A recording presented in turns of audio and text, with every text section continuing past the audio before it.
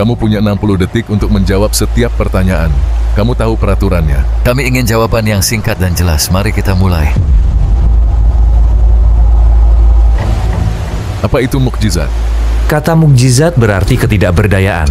Artinya hal-hal yang tidak mampu dilakukan oleh manusia atau makhluk lain, atau hal-hal yang mustahil untuk mereka lakukan. Kita menyebutnya mukjizat. Bisakah seorang manusia melakukan mukjizat? Manusia tidak dapat melakukan mukjizat, tidak mampu. Bukankah Nabi adalah manusia? Nabi tidak melakukannya dengan kekuatan dan pikirannya sendiri. Dalam Al-Quran ada beberapa peristiwa seperti terbelahnya bulan, api yang tidak membakar Nabi Ibrahim alaihissalam, Isra Mi'raj, dan kelahiran Nabi Isa alaihissalam tanpa ayah. Bagi saya semua itu tidak nyata. Mengapa saya wajib mempercayainya? Sebenarnya mukjizat masih terjadi saat ini di depan mata kita. Tetapi karena kita sudah terbiasa dengan kejadian-kejadian ini, kita tidak melihatnya sebagai mukjizat. Bagaimana maksudnya? Sekarang, lahirnya seorang bayi, lebah yang menghasilkan madu. Ini juga adalah suatu mukjizat. Tetapi ini terlihat normal untuk kita. Peristiwa biasa dan sederhana. Coba gue beri contoh lain sekarang. Aku seorang seniman, dan aku menggambar api dalam lukisanku. Lalu setiap kali orang-orang yang ada di dalam lukisanku mendekati api itu, aku secara pribadi mengintervensi dan menyakiti mereka. Kalau kasusnya seperti ini, bisakah aku memilih untuk tidak menyakiti mereka yang mendekati api itu jika aku mau? Ya, aku bisa. Kenapa? Karena itu terserah padaku akan membakarnya atau tidak. Oleh karena itu, karena semua peristiwa yang terjadi di alam semesta saat ini secara langsung bergantung pada kehendak Tuhan Yang Maha Esa. Sebenarnya tidak ada perbedaan antara api yang membakar seseorang ataupun tidak. Tetapi karena Allah menggunakan api untuk membakar, kita melihat bahwa tidak mungkin sebaliknya, karena Dia yang menciptakan kejadian seperti itu. Jadi semudah itukah untuk memahami mukjizat? Apakah ini masalah yang sederhana?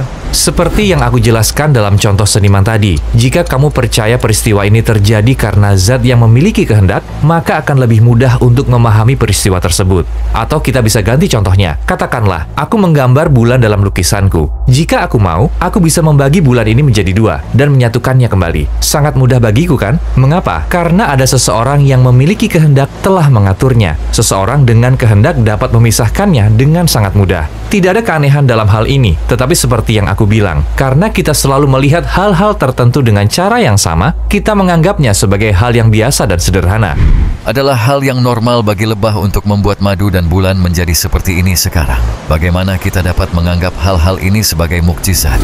Kita akan terkejut jika lebah madu membuat selai ceri. Kita akan menyebutnya mukjizat. Hal ini akan muncul di berita. Itu akan jadi fenomena, ya kan? Jadi mengapa hal yang sama tidak terjadi ketika lebah membuat madu? Apa bedanya? Jika selama ini lebah menghasilkan selai ceri, maka akan terlihat tidak biasa bagi kita untuk mendapatkan madu, kan? Atau pikirkan seperti ini, kita datang ke dunia ini, dan satelit yang kita sebut bulan adalah objek yang terbagi menjadi dua bagian. Oke? Dua bagian yang terpisah. Kamu bisa menganggapnya seperti terbelah.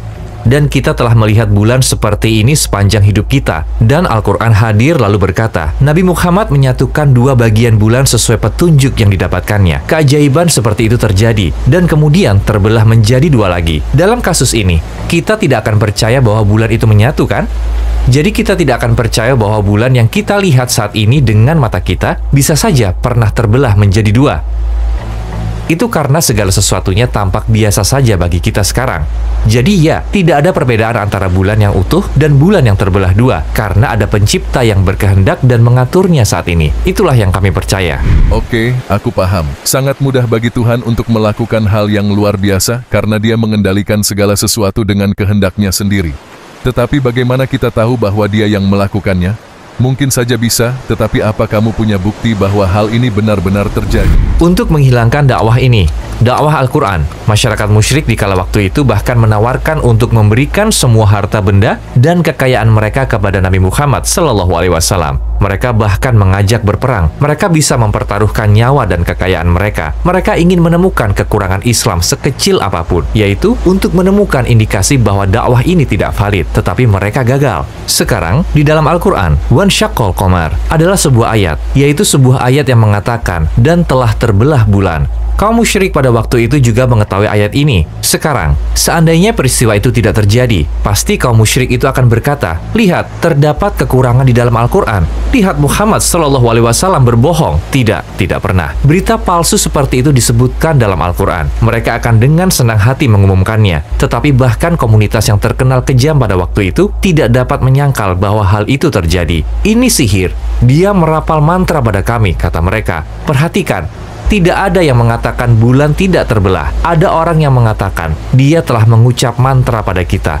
Oleh karena itu, ini adalah peristiwa yang tidak dapat disangkal, baik oleh kawan maupun lawan. Oke, mengapa para nabi harus menunjukkan mukjizat? Jika seseorang datang kepadamu sekarang dan berkata, aku seorang polisi, kamu akan berkata, tunjukkan tandanya, tunjukkan buktinya, ya kan? Dan jika orang ini berkata, aku akan menunjukkan buktinya, kepala polisi yang akan menunjukkannya sendiri. Akan menjadi bukti yang jelas ketika kamu melihatnya. Seperti itu. Utusan yang datang, yaitu Nabi, berkata, aku ditugaskan oleh Sang Pencipta segala sesuatu yang bisa kamu lihat. Oleh karena itu, ketika kamu berkata kepadanya, dan apa buktinya? Jika dia berkata, Sang Pencipta akan melakukan sesuatu yang tidak biasa, dia lakukan sesuai permintaanku. Tentu saja ini merupakan bukti nyata dari kenabiannya, dan inilah yang dimaksud dengan terbelahnya bulan. Padahal biasanya Tuhan Yang Maha Kuasa tidak pernah membelah bulan menjadi dua bagian dan menyatukannya kembali untuk membuktikan kisah Nabi kita, lebih tepatnya untuk mengukuhkannya. Peristiwa seperti itu terjadi dan secara otomatis mengatakan, oke, lihat, pencipta alam semesta, pencipta kehidupan, merubah kebiasaannya untuk utusannya. Ini berarti dia adalah seorang nabi. Ini sebenarnya adalah bukti yang sangat jelas bagi kita. Ada juga orang-orang yang menerima Al-Quran tetapi mengingkari apa yang kamu katakan. Orang-orang yang mengingkari ayat-ayat Al-Quran, bulan tidak benar-benar terbelah, ada suatu hal lain yang tertulis di sana, kata mereka. Apakah itu yang kamu tanyakan?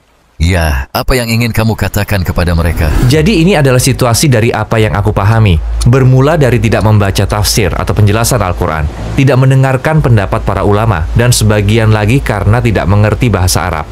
Sebagai contoh, aku membaca sebuah artikel yang menjelaskan tentang terbelahnya bulan. Bagiku, hal ini sangat tidak masuk akal, karena dalam ayat tersebut dikatakan, wan syakol komar, yaitu syak, insyikok.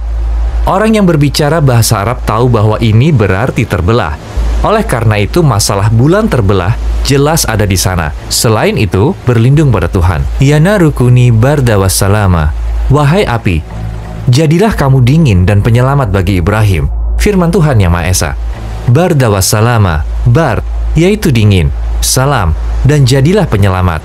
Dia berkata kepada api, sehingga api menjadi aman. Ayat-ayat ini sangat jelas, dan para ulama Islam sepakat mengenai masalah ini. Aku pikir dengan mengatakan hal yang sebaliknya, tentu saja karena tidak memahami Al-Quran, dan kurangnya informasi, kurangnya pengetahuan.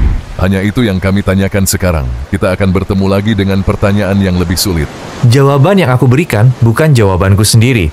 Jawaban-jawaban tersebut adalah jawaban yang aku pelajari dari fakta-fakta Al-Quran. Jadi, kamu bisa bertanya kapan saja. Aku mengandalkan Al-Quran, bukan diriku sendiri. Halo saudara-saudariku dan terima kasih telah menonton video ini.